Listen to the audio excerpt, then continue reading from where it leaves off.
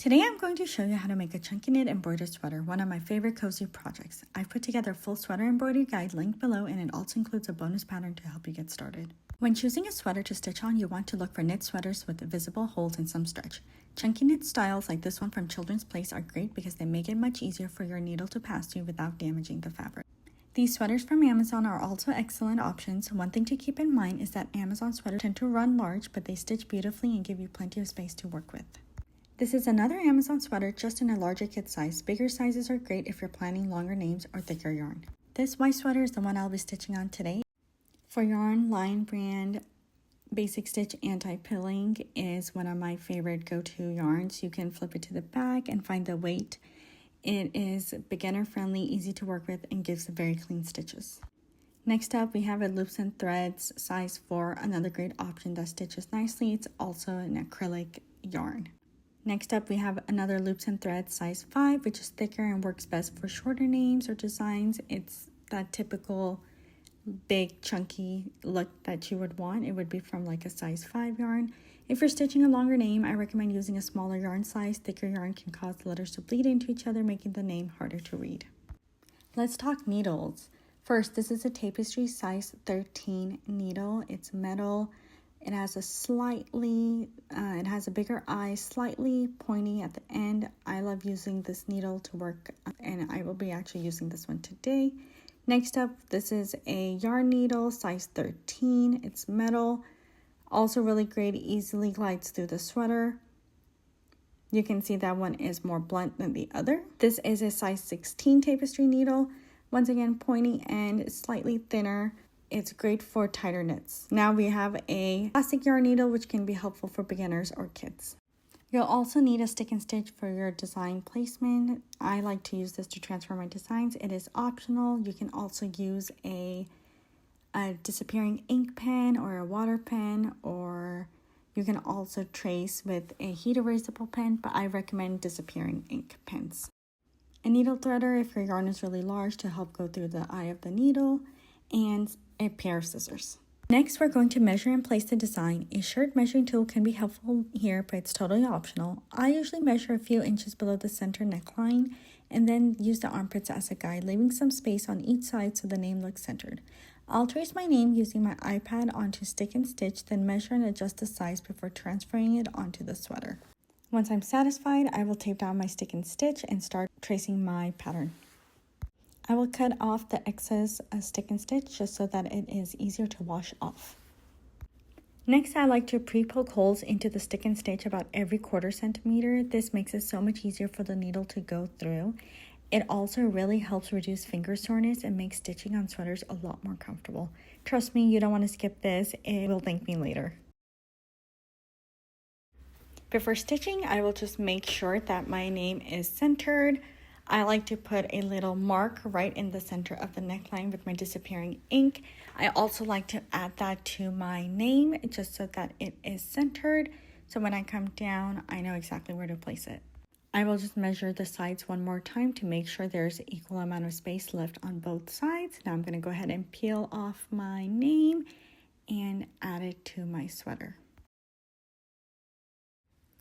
Now we're ready to start stitching. I'm pulling out about 20 inches of yarn. You don't want to go too long, otherwise it can start to peel as you work.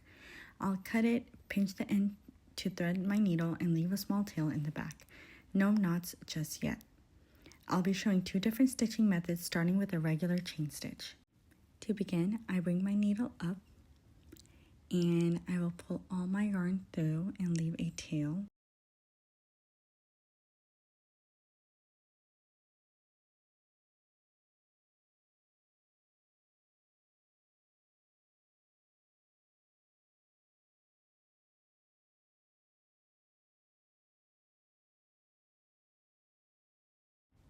I will use my thumb to hold my yarn on the left, and I will take my needle, go back, insert it through the same hole again, and go 1 stitch forward, bring my needle back up, wrap my yarn around my needle, and pull through.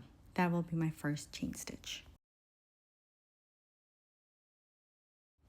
Make sure you're not pulling too tight, just enough to keep the stitch clean and even. I'll continue this motion until I reach the top of the letter.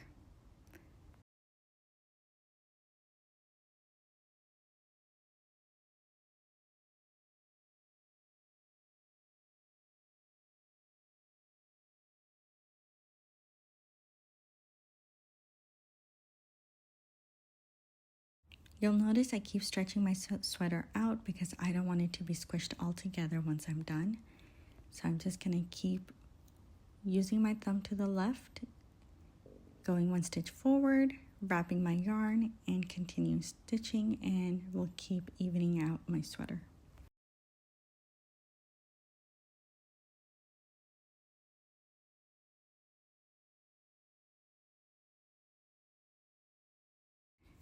Now I will end this stitch. I'm just going to take my needle, go above, and pull it down, and then I'm going to flip my sweater over and show you guys how I secure my stitch. So now once I'm done, I flip the sweater over to secure my stitching. I use a whip back stitch, looping through about 6 to 7 times and making sure everything feels nice and secure.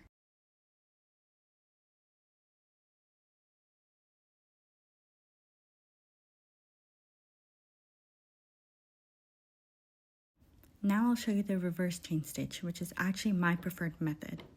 I start by creating a small straight stitch. Then I move one stitch forward, bringing my needle underneath the previous stitch and go back down into the same hole I came from.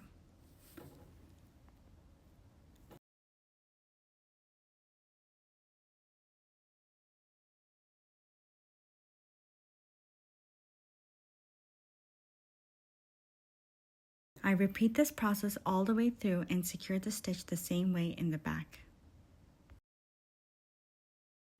Now when I make the line of the H, it is actually going to overlap the other line of the H. So what I'm going to do is I'm going to take my needle, go one stitch over, pull my yarn through, and loop over that line, and you'll see I'm just going underneath, and I'm just going to overlap it and go over, and that's how I'm going to connect my stitches so everything looks put together.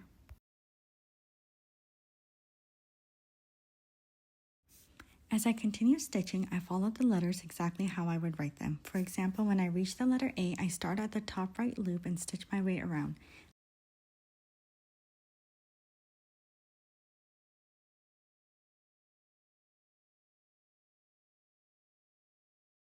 When stitches need to connect, I simply take my needle underneath the previous stitch to keep everything smooth and secure.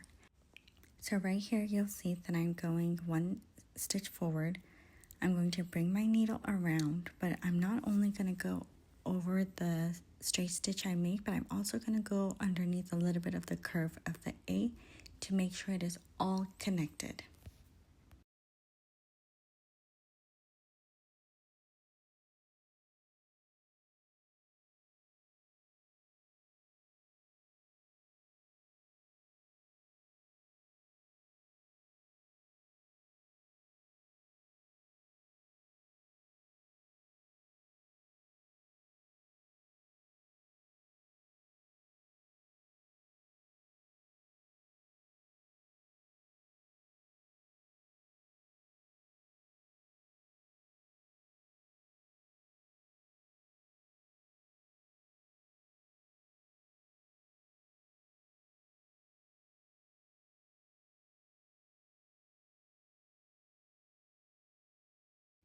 If you run out of yarn, don't worry.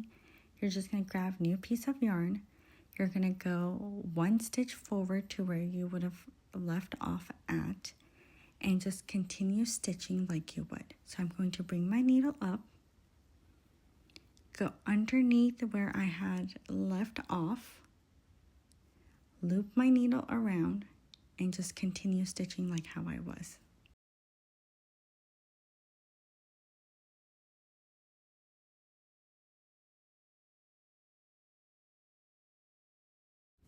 Now for the dot of the eye, I'm using a French knot. I bring my needle up, wrap the yarn around the needle twice, and I will use my thumb to push the yarn down and hold it until I am ready to put my needle back down close to where I came up, not the same hole, but close to where I came up with, and once I'm happy, I will make a small knot in the back to secure it. Now it's time to wash out the stabilizer. I rinse the sweater under hot water and I like to flip it inside out to make sure everything dissolves completely. Then I place the sweater inside a mesh laundry bag and put it into the washer, still inside out. I do not put this in the dryer. Once it's done washing, I lay it flat to dry overnight. And here is the final result.